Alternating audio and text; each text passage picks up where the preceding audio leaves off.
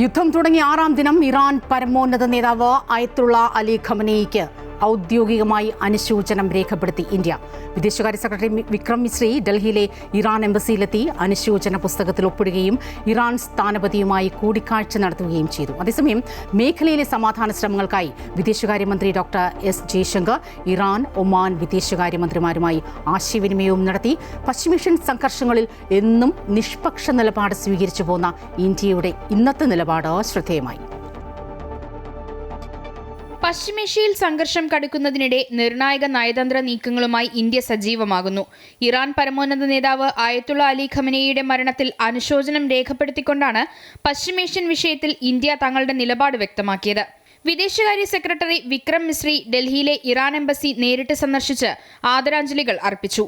പശ്ചിമേഷ്യയിലെ സംഘർഷാവസ്ഥ പരിഗണിച്ച് വിദേശകാര്യമന്ത്രി ഡോക്ടർ എസ് ജയശങ്കർ നയതന്ത്ര നീക്കങ്ങൾ ഊർജിതമാക്കിയിരിക്കുകയാണ്.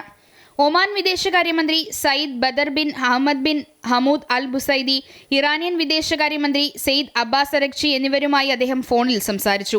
മേഖലയിലെ സ്ഥിതിഗതികൾ സങ്കീർണമാകാതിരിക്കാൻ എല്ലാ രാജ്യങ്ങളും സംയമനം പാലിക്കണമെന്ന സന്ദേശമാണ് ഇന്ത്യ നൽകുന്നത്.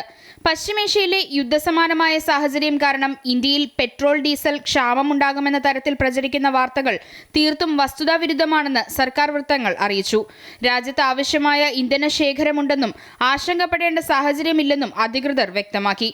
ആഗോള വിപണിയിലെ മാറ്റങ്ങൾ ഇന്ത്യ അതീവ ഗൗരവത്തോടെ നിരീക്ഷിച്ചു വരികയാണ്. നയതന്ത്ര തലത്തിലും സാമ്പത്തിക തലത്തിലും സുരക്ഷിതമായ ചുവടുവെപ്പുകളുമായാണ് ഇന്ത്യ മുന്നോട്ടു പോകുന്നത്. News desk, Amrita news.